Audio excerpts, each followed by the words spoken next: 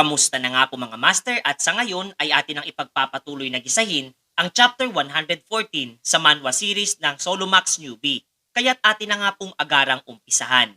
Ipinakitang muli sa atin ang pagpapatuloy ng nagaganap na auction na pinamamahalaan nitong individual na nagngangalang si Tilda, kung saan ay tuluyan na ngang naipagbili ang Behemoth's Claw para dito sa hambog na si Pericles, na bagyang di nagugustuhan ng iba pang mga divine being ang kanyang pag-aasta. Ngunit ang kaniyang atensyon ay napukaw naman noong napatingin siya sa isang sulok at napuna na kapwa naroroon din etong si Jinyuk, kasakasama etong arkanghel na si Gabriel, at napapaisip kung bakit hindi naman ito nagsasagawa ng anumang bidding. Pahayag nga niya na lubos niyang ninanais na ipahiya etong binata upang maipakita ang kaibahan sa mga antas nilang kinabibilangan. Marahil nga daw ay wala talaga itong sapat na pondo upang magsagawa ng kompetisyon para sa bidding, at ang magawa nitong makaakyat sa naturang palapag ang siyang pinakahangganan ng kanyang magagawa, na malamang ay kinakailangan pa nga raw ng tulong mula sa ibang mga mababang uri ng mga deity. Ilang sandali pa nga ang lumipas at muling nagsalita na etong si Tilda upang ipakita ang susunod na item para sa isinasagawang auction. Mabulaklak pa nga niyang isinaad, ang aniya ay lubos nilang ipinagmamalaking item na nalikha gamit ang ipinagbabawal na kaalaman, at siyang pinaka-obra maestra sa lahat na wala ngang iba kundi ang kauna-unahang artipisyal na tao, ang homunculus. Ang payag ngang ito ay literal na pumukaw sa atensyon nitong binata, na ipinapahayag na ito ang siyang pinakapakay niya sa naturang lugar. Ang bagyang reaksyon nga ng kanyang pagmumuka ay hindi nakaligtas sa mga matatalas na mata mayroon etong hambog na si Pericles, at buhat doon ay kaagad nga itong nagpakita ng kakaibang ekspresyon ng pagmumuka at nagpaplano ng isang hindi magandang layunin para dito kay Jinyuk. Samantalang maging eto namang si Anubis ay nagtataka nga rin, buhat ng papaano nga daw ay naroroon pa rin etong nasabing homunculus. Dagdag pa nga nitong saad na nadidismaya siya para dito maging ang iba pa nilang mga kapadyos na walang anumang interes para sa naturang nilalang. Magkaganoon man ay sinimulan na nga nitong si Tilda ang pagpapahayag ng bidding. Subalit likas na naiibang araw ang paraan nilang isasagawa sa ngayon, buhat ng walang anumang salapi o halaga silang gagamitin, bagkus kung sino man daw ang kikilalaning master nitong homunculus ay siya ang mananalo at magkakaroon ng pagkakataon na siya ay mapasakamay. Dagdag pa nga niya na maaari nga daw nilang gamitin ang kahit anumang paraan nilang nanaisin upang ito ay mapasunod, at kung papalarin nga daw sila ay libre talaga nila itong makukuha. Minsan ka lamang di umano dumating ang ganitong klase ng pagkakataon na kanilang ipagkakaloob para sa kanilang mga masugid na customers. Subalit kahit ano pang ang pamamaraan ng panghikayat ang kanyang isagawa, ay tila ba mapipinta sa mga ekspresyon ng kanilang mga pagmumuka na wala maski konting interes ang lahat ng mga naroroon. Muli nga niyang natanong ang lahat kung mayroong sino mang nagnanais na subukan ang nasabing bagay, buhat nang wala talaga nagpaplanong subukang angkinin etong itinuturing nila bilang basurang manika. Naguguluhan nga rin etong si Osiris sapagkat literal na hindi ito pinapansin ng lahat ng naroroon, na mas minabuti pang ang patahimikin na lamang nitong si Anubis, at isinaad na mas makabubuting huwag na niyang pag-aksyahan pa ng oras ang isang basurang nilalang. Sa mga oras ngang iyon ay ipinakita muli etong si Jinyuk na bagyang itinataas ang kanyang kamay na siya namang sinabayan ng pagkilos nitong si Heracles, at mayabang na nasambit na siya nga daw ay interesado na mapasakamay ang naturang homunculus, kasabay ng pagtingin ng may kasamang panghahamak dito sa seryosong pagmumuka ng ating pangunahing tauhan. Mayabang nga nitong nawika na ang humingi pa ng permiso sa isang mumunting manika upang maging kaniyang pagmamay-ari ay isa lamang nakakatawang biro para sa isang kagaya niya, kasabay ng tuluyang pagtahak sa mismong harapan ng entablado. Seryosong sinambit nga nito para sa homunculus na kilalanin nga daw niya siya bilang kanyang master, dahil kung hindi ay kaniya siyang tuluyang doon na mismo papaslangin. Subalit wala namang naging tugon para sa kanyang payag etong si Alpha, na kapwa-blanko lamang ang ekspresyon ng pagmumuka. Natawa naman etong si Heracles sa kanyang nasilayan at agarang naganda ng kanyang pag-atake, habang isinasaad na wala naman talaga siyang interes sa pagkilalang magmumula sa isang dihamak na basura, at ang ginagawa lamang niya ito upang hindi siya mapasakamay ng ibang nilalang na lubos niyang hindi nagugustuhan.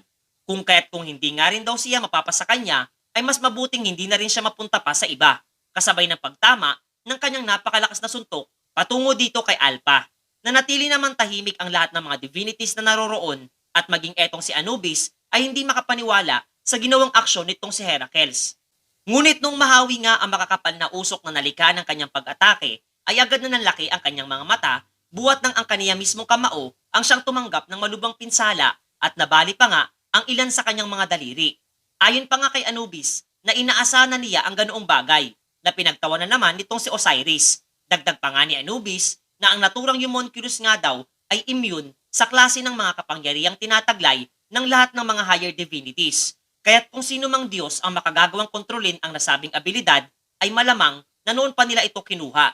Samantalang marang nasambit naman itong si Jinyuk na kung tapos na nga raw itong hambog na si Heracles sa kanyang pagmamayabang, ay maaari nga daw bang umalis na siya sa kanilang harapan, buhat ng oras na upang siya naman ang maglagay ng kaniyang bid.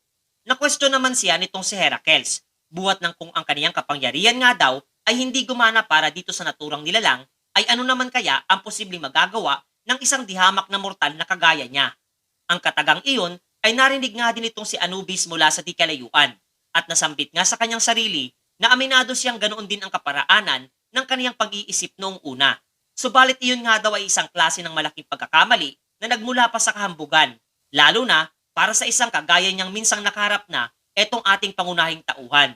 Buhat ng ang taong ito nga daw ay nagagawang gumamit ng mga kaparaanang maging ang mga kagaya nilang Diyos ay hindi inaasahan, tanging makuha lamang ang kanyang pagnanais, habang kasalukuyang nasa harapan na nitong homunculus na si Alpha. Do'y seryosong nawika nga nito kung plano din siyang dominahin nitong lalaking nasa kanyang harapan gamit ang lakas at puwersa, na sinagot lamang nitong binata ng hindi, buhat ng napakadali nga lamang daw itong isagawa at siya ang tipo ng tao na mas nanaisin ang mas mahirap na pamamaraan. Pagkatapos ay masisilayan natin etong dalawang sadistang magkapatid na tinatanong kung bakit sila sumusunod dito kay Jinyuk. Ang nagsaad nga nito ay walang iba kundi si Mina. Buhat ng naguguluhan nga ito at iniisip na marahil ay na-blackmail din sila, buhat ng lubang kakaiba nga daw para sa mga katulad nilang high-ranking players na sumunod na lamang sa kagustuhan nitong ating pangunahing tauhan. Gayon din natanong niya etong dalawa kung nilagyan din sila nitong binata ng tinatawag na brand of tribulation, na sinagot naman ng mga ito ng oo. Na ayon nga kay Cassie, na lubha nga daw itong napakainit, subalit hindi na ito kailanman muli nilang naramdaman. Nalubos namang ipinagtaka nitong si Mina. Napaisip nga din siya sapagkat maging ang bagay na iyon ay matagal-tagal na ang panahon nung huling beses na na-activate. Pagkatapos ay nasambit nga nitong si Cassie na buhat ng natanong siya nito ay kaniyang ibibigay ang kanyang kasagutan para sa nasabing bagay. Sinusunod nga daw nila etong si Jinyuk buhat ng lubos na napakalakas nito at palaging nangyayari ang mga interesanteng bagay. At buhat nga daw doon ay masasabi niyang nakadarama sila ng koneksyon para sa kanya. Samantalang masisilayang natulala na lamang sa isang tabi etong si Alpha sa harapan nitong binata. Buhat ng kasalukuyang inactivate nito ang skill na fusion, na maging etong si Heracles ay hindi magawang makapaniwala, buhat na nakalikha nga etong si Jinyuk ng replika ng item na tinatawag na Philosopher's Stone. Alam nga nitong ating pangunahing tauhan na ang original nito ay nasa paligid lamang at ang enerhiya nitong tinataglay ay tanging kopya ng klase ng kapangyarihan mayroon etong nasabing bato. Paliwanag pa nga niya na noong ang isang alchemist mula sa isang ancient kingdom ay nilabag ang isang batas ng kalikasan, ay eto ang klase ng enerhiya na nagmumula sa Philosopher's Stone ang kanyang ginamit upang etong si Alpha ay malikha na isang maituturing na nag-iisang nilalang na nahahawig sa mga tao, subalit hindi isang totoong kagaya nila. Kaya't may isang paraan nga daw siyang naiisip upang ito ay mabago, kasabay ng paglalagay niya ng nasabing item sa kanyang dibdib at inabsorb ang enerhiyang nagmumula dito. Gulat na gulat nga itong sina Anubis at Gabriel sa aksyong isinagawa nitong si Jinyuk at literal na binalot ng nakakasilaw na liwanag ang nasabing gusali. Maya-maya pa ay makikita nating binabalot na ng kakaibang aura ang katawan nitong binata at ayon pa kay Alpha, ang klase nga daw ng enerhiyang kanyang inilalabas ay ngayon pa lamang niya nadama at tila ba malapit para sa isang kagaya niya. Marahang tumayo at nagsalita nga etong si Jinyuk at isinaad na malamang ay nakadama etong si Alpha ng tila ba koneksyon para sa kanilang dalawa na kaniyang ipinagtakang marinig. Kaya't ipinaliwanag nitong binata na ito nga daw ang klase ng pakiramdam na kaniyang madarama oras na nakatagpo siya ng isang katulad niya. Kinapitan nga nitong si Jinyuk at ninais na alisin ang aniya ay kadena ng kalungkutan na kaniya mismong inilagay sa kanyang sarili at sumama na lamang sa kanya at kaniyang maipapangako na magmula sa ngayon ay hindi na siya makadarama pa ng matinding kalungkutan buhat ng pag-iisa sa mundong ito. buhat ng magiging parte na siya ng kanyang itinuturing na pamilya na talagang ikinabiglang marinig nitong si Alpha. At ang marinig ang katagang parte ng isang pamilya ang siyang tuluyan at lubos na nagpalambot sa puso nitong homunculus at agad na nawasak ang kadena sa kanyang katawan. Tanda ng pagkilala para dito sa ating pangunahing tauhan mga master.